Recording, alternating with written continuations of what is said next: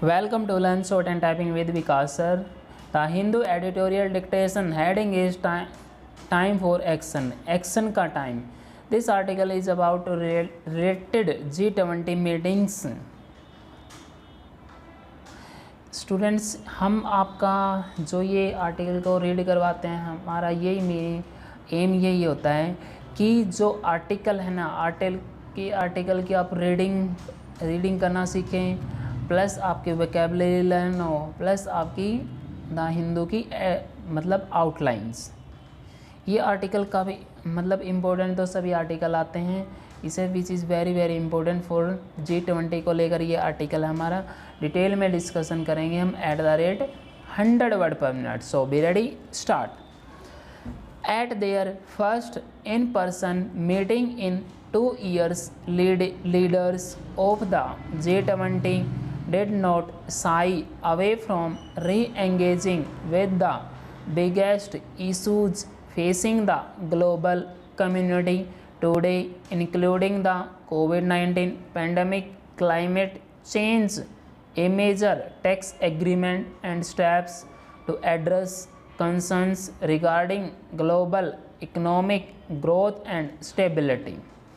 On coordinated efforts to mitigate the pandemic, the focus was on vaccine production and distribution, with assurances of support to WHO's target of inoculating 40% or more of the global population against COVID-19 by 2021 and at least 70% by mid-2022. The implicit assumption in this commitment by G20 leaders is that initiatives to boost the supply of vaccines in developing countries will succeed, and cooperation will help the world overcome supply and financing constraints. On climate change, the group leaders recommitted their nations to providing 100 billion a year toward adaptation, mitigation, and green technologies, focusing on the needs of developing countries. However, in this sphere, a divergence of views still exists across the developing and developed nations ahead of this summit and the 2021 climate conference in Glasgow. India had rejected to call to announce a target of zero emissions. Prime Minister Narendra Modi appears to have scored a victory in this regard as the post-summit commits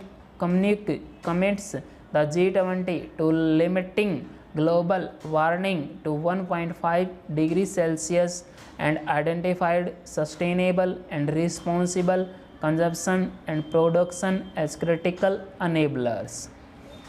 The world community is on secure footing regarding the fragile post-COVID economic recovery underway after paralyzing lockdowns. Unsurprisingly, given the rising inflation, spiking energy prices, and alarming supply chain bottlenecks, G20 leaders were quick to affirm that national stimulus policies would not be removed prematurely.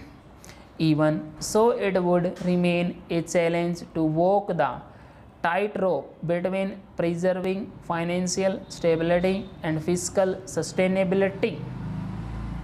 Perhaps in a bid to avoid potentially debilitating wobbles in global finance, the G20 leadership agreed to slap multinationals with a minimum 15% tax to create a more stable and fairer international tax system. This would impact the tech titans of Silicon Valley, as this initiative would make it harder for such companies to benefit from locating themselves in relatively lower tax jurisdictions. This OECD-led reform enjoys the support of 136 countries, which account for more than 90% of global GDP and is likely to enter into force in 2023 or after. Nations such as the US are divided on whether to approve this proposal domestically, and unless there is unanimity amongst the discussants, the initiative risks facing implementation delays.